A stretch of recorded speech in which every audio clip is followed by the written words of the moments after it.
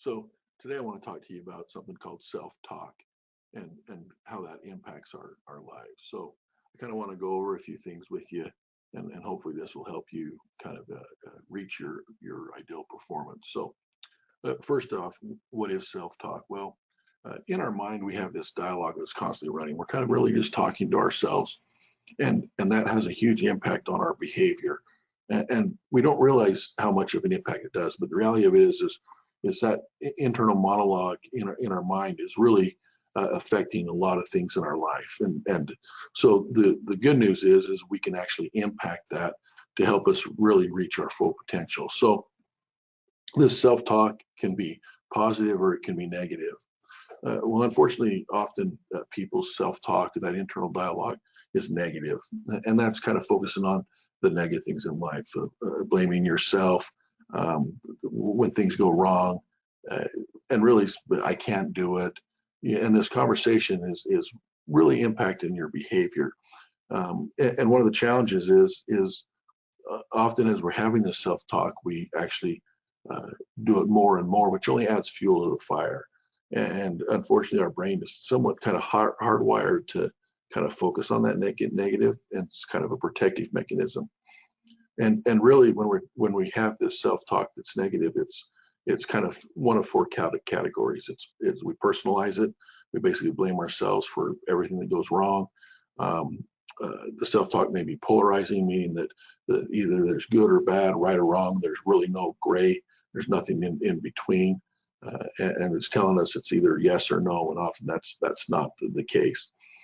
It also it can be magnifying, meaning that maybe there's just a little bit of negativity in whatever outcome or whatever behavior we're displaying, and that self-talk magnifies that, and we really kind of blow it out of proportion of what it is. And then it can also be catastrophic, meaning that self-talk is kind of telling you what's the worst thing that's going to happen, and it's always in that negative content. So like I said, unfortunately, the negative self-talk is something we're all uh, very much doing. We may not be consciously aware of it, but it's definitely something that's going on.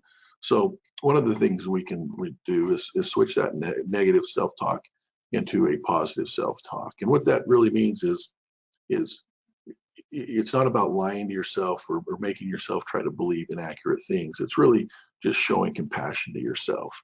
And what I mean by that is kind of statements like I could do better next time, or I choose to learn from my mistakes, not be held by them.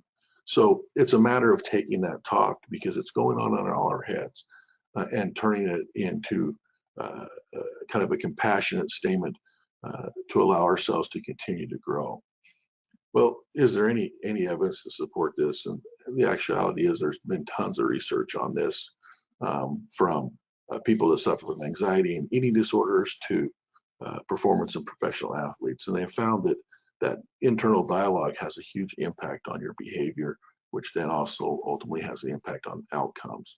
And so it's important that we understand this self-talk that it's going on, and how can we use it both to minimize the hardships we're experiencing, but also to maximize the benefit. And that's the transition from negative to positive self-talk. So a couple things, some general kind of positive self-talk statements is, I have the power to change my mind.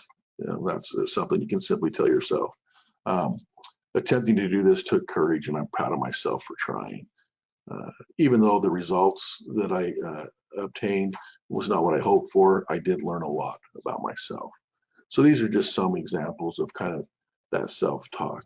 Like, today's not intended to give you a list of things to kind of stay. It's kind of intended to help give you tools to kind of continue your journey to health and wellness, and the impact your self-talk is having on you. So there's the self-talk, making a positive self-talk related to what it is we're doing, and we may not have negative self-talk yet, so we can start with positive. That's great, but often we've already kind of got a negative story or negative dialogue running in our head. And so is there a way we can transition from that negative self-talk to the positive self-talk? And there is. It's kind of a couple of things you can do. Is, first of all, identify the self-talk trap, and that's having an awareness of this dialogue that's going on in your head. And there's often situations we get put in that are going to inherently lead us down that path of kind of that negative self-talk. So, for example, if you're an introvert and you have to go to a social event or something when there's a lot of people around, you may inherently start to have that negative self-talk. And that's one of those kind of those self-talk tracks. So that's when you need to pause and actually kind of put some of these positive thoughts in your head. So looking for the self-talk traps is one thing. Utilizing positive affirmations. I'm a big believer in affirmations. I use them myself. And that's kind of my mindset is that I know I'm going to encounter difficulties during the day. That's part of life. So let's try to start it off right. So first thing in the morning, when I get up, I practice kind of these positive affirmations where I kind of, for lack of better words in my world, I pump myself up that I got this, I can handle this.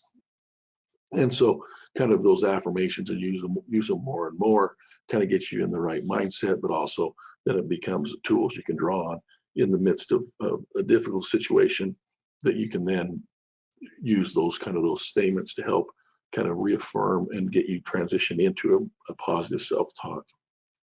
The next thing that can help is really just checking in with your emotions. Really, when you find yourself in an emotional state, really, if you just pause and kind of analyze those emotions and analyze where's this emotion coming from, and kind of dissect it, if you will, and you'll learn that basically when you check in with your emotions, often then you can influence those emotions. So often we feel like when we're having an emotional response, it's not something we can control. And the reality is, it is something we can control, but it does take practice. And so checking in will give you those tools to kind of transition from a negative self-talk to a positive self-talk. And then, finally, don't be afraid to create boundaries. The reality of it is we all have people in our lives that tend to kind of bring the bad out in us. And if you have those people in your life that whenever you're around, you're really in this negative self-talk state, well, then it's probably time to minimize their impact in your life. And one of those things might be removing them from your life, unfortunately. But the reality of it is we want you to be the best you that you can be. And self-talk pays a huge impact on that. And so really, the people you surround yourself can be either uplifting and positive or help bring you down.